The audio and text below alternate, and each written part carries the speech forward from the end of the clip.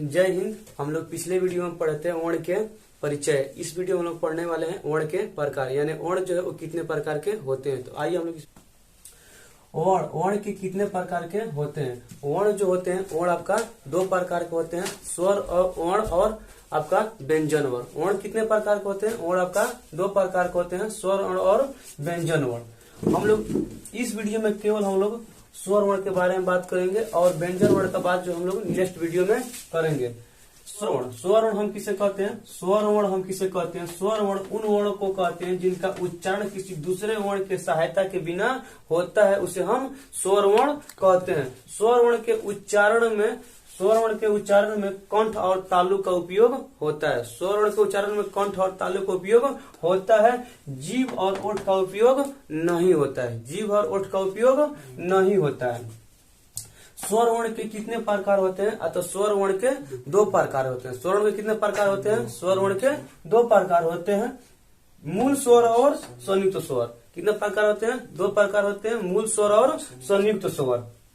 मूल स्वर किसे कहते हैं? तो मूल स्वर अ, आ, छोटी, बड़ी, छोटाऊ, बड़ाऊ, री, ए, ओ को हम क्या कहते हैं? मूल स्वर कहते हैं। संयुक्त स्वर वे स्वर जो दो या दो से अधिक स्वरों से मिलकर बना होता है, उसे हम संयुक्त स्वर कहते हैं। यानी संयुक्त स्वर हम किसे कहते हैं? वे स्वर जो दो या दो से अधिक स्वर से मिलकर बना होता है, उसे हम संयुक्त स्वर कहते हैं। संयुक्त स्वर की संख्या 5 होती है। संयुक्त स्वर की संख्या कितनी होती है? संयुक्त स्वर की संख्या 5 होती है।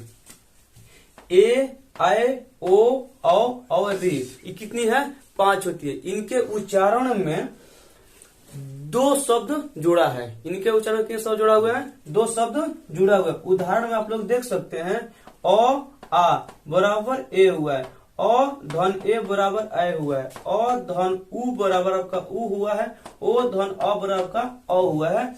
ठीक उसी प्रकार मूल स्वर आपका दो प्रकार के होते हैं, ह्रस्व स्वर और दीर्घ स्वर।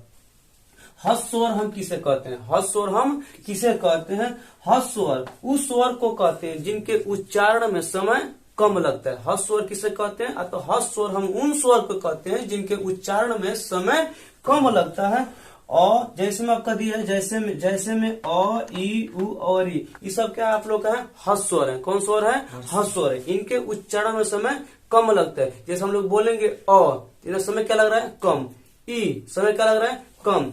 दीर्घ स्वर किसे कहते हैं? दीर्घ स्वर किसे कहते हैं? तो दीर्घ स्वर उस स्वर को कहते हैं जिनके उच्चारण में समय ज्यादा लगता है। दीर्घ स्वर किसे कहते हैं? जिनके उच्चारण में समय क्या लगता है? ज्यादा लगता है, उसे हम दीर्घ स्वर कहते हैं। जैसे में आ, ई, उ, ए, ओ, औ, इनका अगर हम लोग उच्चारण करेंगे तो इनमें समय ज्यादा लगेगा ह्रस्व स्वर के अपेक्षा।